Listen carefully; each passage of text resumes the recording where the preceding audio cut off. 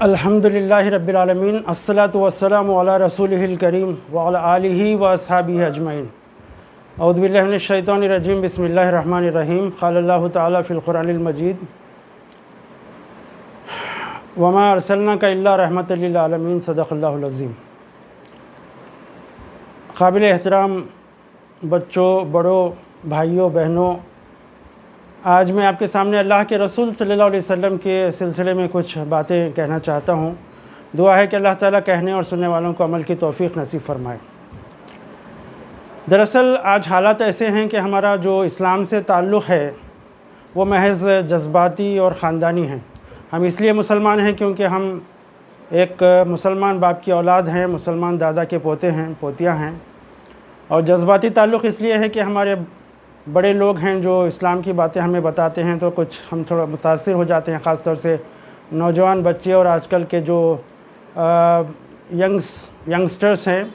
अल्लाह के रसूल और दीन से महज़ थोड़ा सा जज्बाती ताल्लुक़, सबका तो नहीं लेकिन बहरहाल अक्सरियत ऐसी ही है। तो ऐसे हालात में हमको ज़रूरत इस बात की है कि अल्लाह के रसूल सल्लल्लाहु अलैहि वसल्लम और बुनियादी तालीमात जो इस्लाम की हैं इनसे अपने बच्चों को वाकिफ़ कराएँ। किताबें ख़रीदें, हिंदी में, उर्दू में, इंग्लिश में, मराठी में, गुजराती में, जिस ज़बान भी हम पढ़ सकते हैं बच्चे हमारे, उसमें किताबें ला कर दें इस्लाम के बारे में और हुज़ूर सल्लल्लाहु अलैहि वसल्लम और सहाबा किराम के बारे में। क्योंकि जिनके बारे में हम जानते हैं, जिनके बारे में पढ़ते हैं, जिनको देखते हैं पिक्चर्स में, इनसे ही हमको मोहब्बत होती है। क्रिकेटर्स से, फिल्म एक्टर्स से हमको मोहब्बत और लगाव इसलिए है कि हम उनको अपनी आँखों से देखते हैं, उनके वाक़यात ज़िंदगी को किताबों में पढ़ते हैं, सुनते हैं, मैगज़ीन्स में और फिल्म्स में, वीडियोज़ में देखते हैं, तो हमको उनसे मोहब्बत होती है। हमको पढ़ाया जाता है स्कूल्स के अंदर, कॉलेजेस के अंदर चर्चिल के बारे में, शेक्सपियर के बारे में, गौतम बुद्धा के बारे में, गांधी, नेहरू वगैरह के बारे में, लेकिन हमारे बच्चों को नहीं पढ़ाया जाता तो अल्लाह के रसूल सल्लल्लाहु अलैहि वसल्लम की ज़िंदगी के बारे में, उनके अखलाक और किरदार के बारे में, उनकी तारीख़ के बारे में। और जब तक हम नहीं जानेंगे इनकी तफसीलात नहीं जानेंगे, जो हमारी दुनिया की कामयाबी और आखिरत में नजात का जो ज़रिया है, जिस ज़ात के ज़रिए से हमको जन्नत मिल सकती है और जिनके फॉलो करने से, जिनके पीछे चलने से हमको नजात मिल सकती है, अगर हम उनको ना जानें तो फिर बहरहाल हमारी दुनिया और आखिरत दोनों ही बर्बाद हो जाएंगी।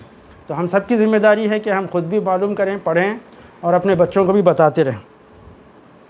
अल्लाह के रसूल सल्लल्लाहु अलैहि वसल्लम की और पैगम्बरों की सीरत के सिलसिले में मैं बताना चाहूँ तो शायद कई दिन लग जाएं, लेकिन वो तफसीलात ख़त्म ना हों, तो सिर्फ मैं इशारे में चंद बातें आपके सामने बताऊंगा। क्योंकि ज़ाहिर बात है कि हमारे बच्चे आजकल जो हैं वो शॉर्ट्स देखते हैं, बिल्कुल 1-2-3 मिनट या कम से कम बात तो ऐसे हैं जो कुछ सेकंड से एक वीडियो देखते हैं, फिर उसके बाद उसको स्क्रॉल कर देते हैं।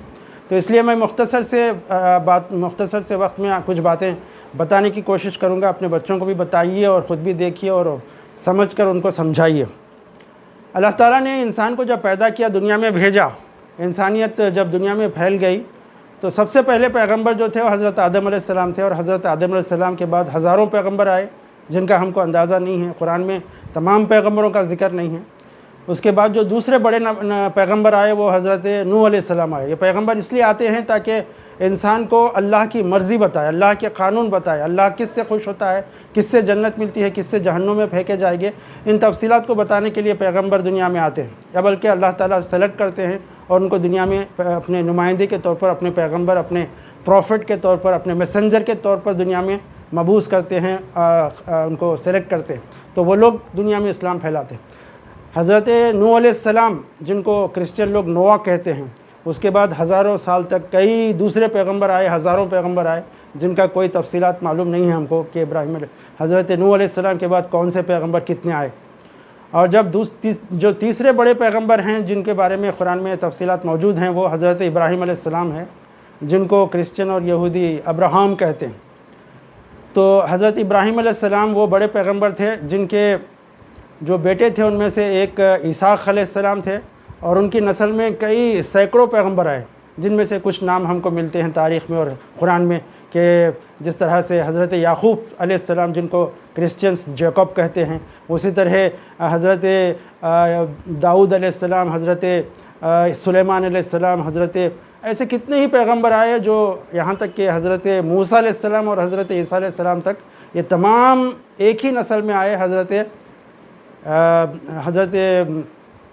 اسحاق علیہ السلام کے جو پروجنی ہیں ان کے بعد میں جتنی نسلیں آئیں اس میں جو کئی پیغمبر آئے، لیکن حضرت اسماعیل علیہ السلام جو اللہ کے رسول جو اللہ کے پیغمبر تھے، جو حضرت ابراہیم علیہ السلام کے بڑے بیٹے تھے، ان کی نسل میں، ان کے پروجنی میں یا ان کے سکسیسرز میں یا ان کے خاندان کے اندر کئی صدیوں تک کوئی پیغمبر نہیں آئے، لیکن جب سے جو آخری پیغمبر آئے حضرت محمد صلی اللہ علیہ وسلم، وہ حضرت ابراہیم علیہ السلام کے بیٹے حضرت اسماعیل علیہ السلام کی نسل میں آئے۔ تو یہ جب مکے میں جب تھے حضرت اسماعیل علیہ السلام، تو کئی سالوں تک، کئی صدیوں تک کوئی پیغمبر وہاں پر نہیں آئے، یہاں تک کہ حضرت ابراہیم علیہ السلام کا دین ہی اس وقت فالو ہوتا تھا۔